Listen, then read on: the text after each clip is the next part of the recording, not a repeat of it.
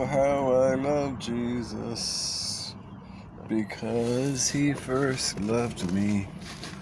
So, getting a lot of arguments with people. Like, I was in a chat and somebody said, hey,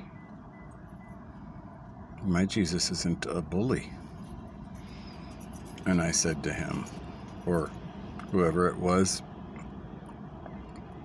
that's a Jesus I never knew, because my Jesus was a bully to the Pharisees, who were false prophets, and they love money more than God. So, since there are many false prophets right now, if you look in Revelation 1 and 2, you will see that most of the church is hated by the King who comes.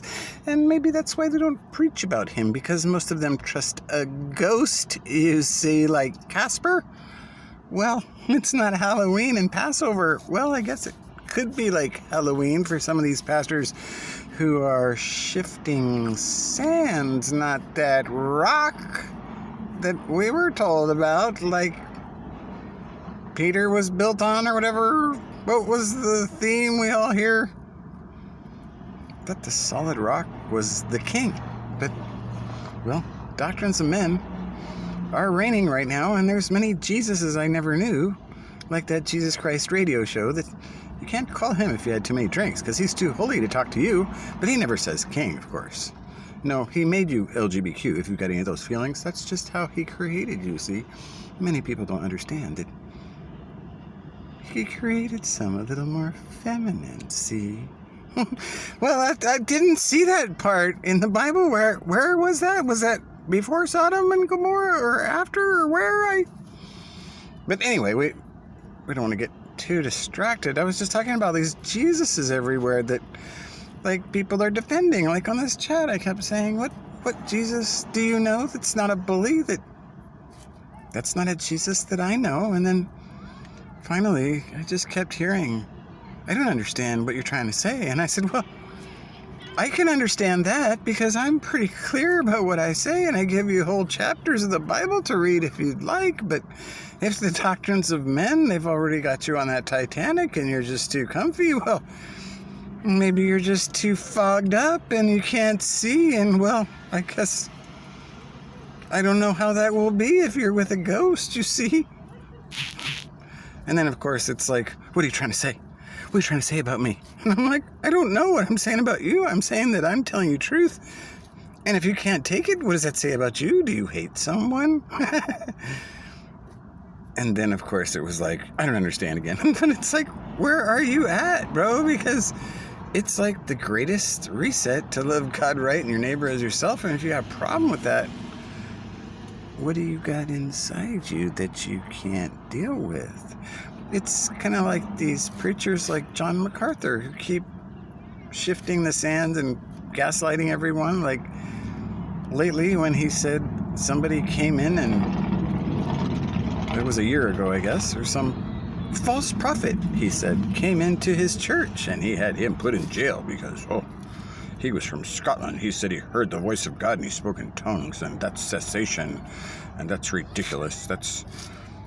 Cessation is truth. Well, cessation said it might happen, but it also said in Joel 2 that some would be given the gift of tongues, as I have the ability to do, but I try not to brag about it too much or do it on camera all the time, as some do. But I don't understand. If Joel 2 is true, then why are you pointing at this guy and saying he's a false prophet when that might be you?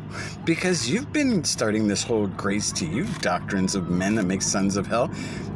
And you never want to talk about a king until suddenly, what was it, last week, when you suddenly shifted your theology to make yourself the elect kingdom?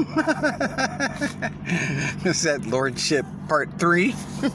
Please do tell the gospel according to John today. Yes, these were fun games. So here's the thing. Which Jesus are you trusting right now? Because there's many out there. The Jesus Christ radio show.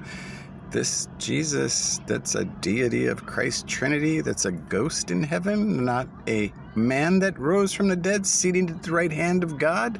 That could get ugly in Passover when you've got that ghost blood on your heart. Halloween, Casper, I just don't want to play that game. not with a king that all will bow to in Philippians 2. So beware. There's many Jesuses right now, like the epistles of John talk about. Those many antichrists that come, they're mostly in the church. And don't eat those Krispy Kremes, if you know what I mean, from Greg Laurie. So yes, watch these people who say that they'll save you, but I don't know what they'll save you from except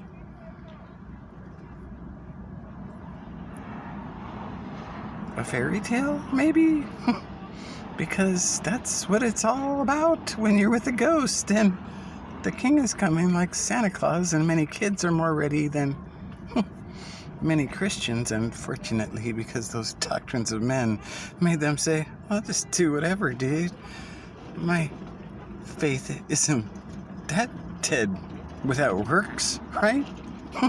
I am by grace alone, sola scriptura, remember? That's one of those Jesuses I never knew.